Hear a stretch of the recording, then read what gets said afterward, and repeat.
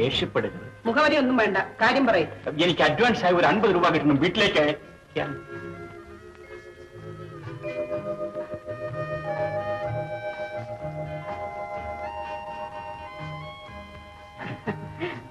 നിങ്ങൾ വളരെ മധുരമായിട്ട് പാടുമല്ലേ?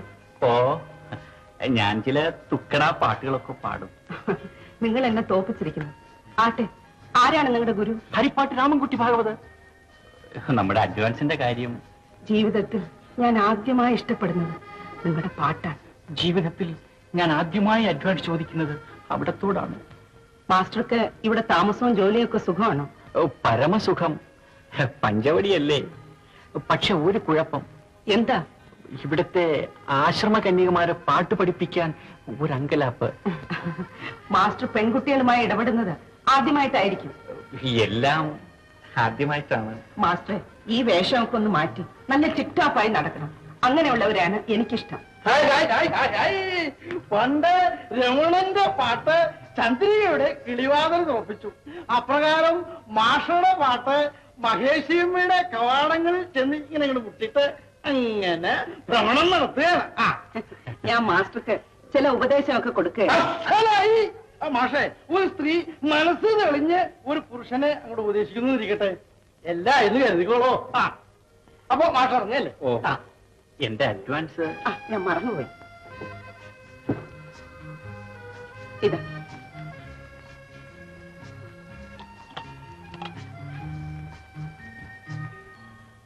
മഹേശ്വരമ്മേ, നവാബ് സുൽത്താൻ ബഹദൂർ നമ്മുടെ പഞ്ചവടി സന്ദർശിക്കുന്നുണ്ട്. ആരാണ് ഈ അപരാധം? സുൽത്താൻ ബഹദൂറിനെ അറിയില്ലേ?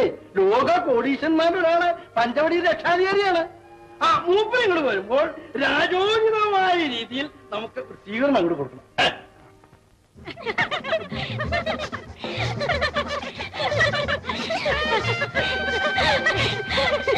ഇത് ഞങ്ങൾ മാറ്റി വിടുകയില്ല. അഡ്വാൻസ് പൈസ ദിവസമല്ലേ, ഞങ്ങൾക്ക് എല്ലാവർക്കും കൂൾ ഡ്രിങ്ക്സ് വാങ്ങിച്ചു തരണം. അയ്യോ, വാങ്ങിച്ചുതരാം. ഈ പിടി ഒന്ന് വിട്ടാട്ടെ, ഞാൻ എന്ത് വേണോ വാങ്ങിച്ചു തരാം.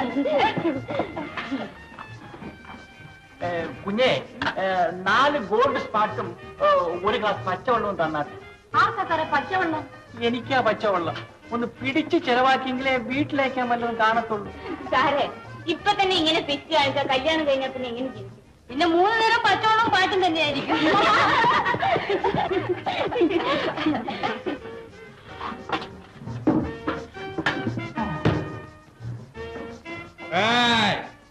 നാല് സോഡ, 4 ഗ്ലാസ്.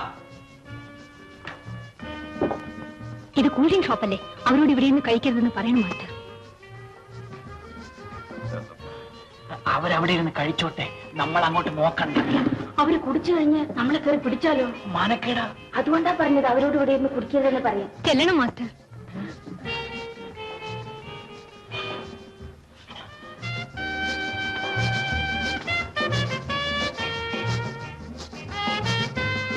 മാന്യരെ, ഇത് ശീതളപാനീയ കടയാണ്. ഇവിടെ പല മഹനീയന്മാരും വരുന്ന സ്ഥലമാണ്. ഇവിടെ ഇരുന്ന് ഇങ്ങനെ പരസ്യമായി മദ്യപാനം കുടിക്കുന്നത് സഭ്യമല്ല. എടോ, ഞങ്ങളെ അറിയാമോ? അടി കൊള്ളണ്ടെങ്കിൽ പൊയ്ക്കോ.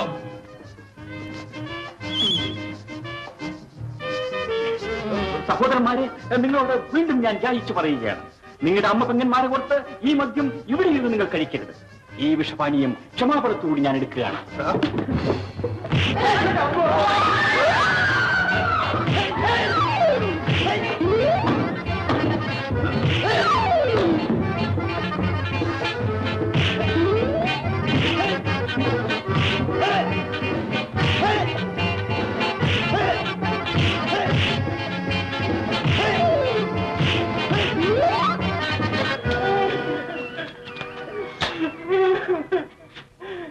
അയ്യോ, അവന്മാര് ഭയങ്കര തെമ്മാടികളാണ്.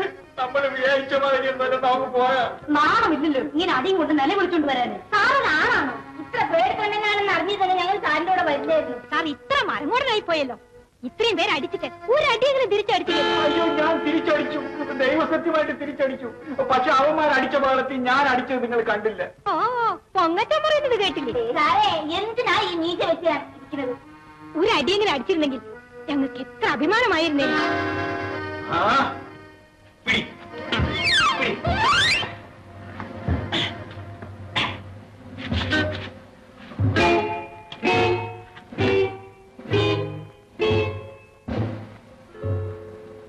ഒരു കോഴ്സ്പോണ്ടൻസ്.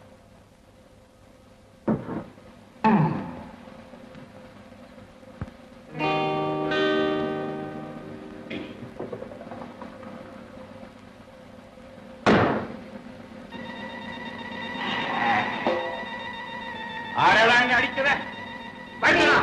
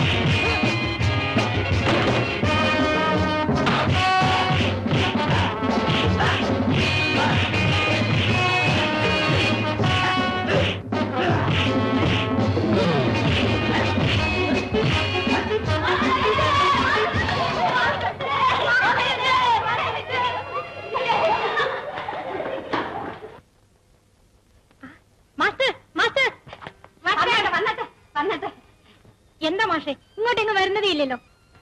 സ്ത്രീകൾ തനിച്ച് താമസിക്കുന്ന മുറിയിൽ വരുന്നത് ശരിയല്ല എന്ന് വിചാരിക്കും. അതിന്റെ കണ്ടീഷൻ ഞങ്ങൾ എന്തോ വശപ്പഴയായിട്ട് ജീവിക്കുന്നവരെന്നാണല്ലോ. അയ്യോ, അങ്ങനെയൊന്നുമല്ല.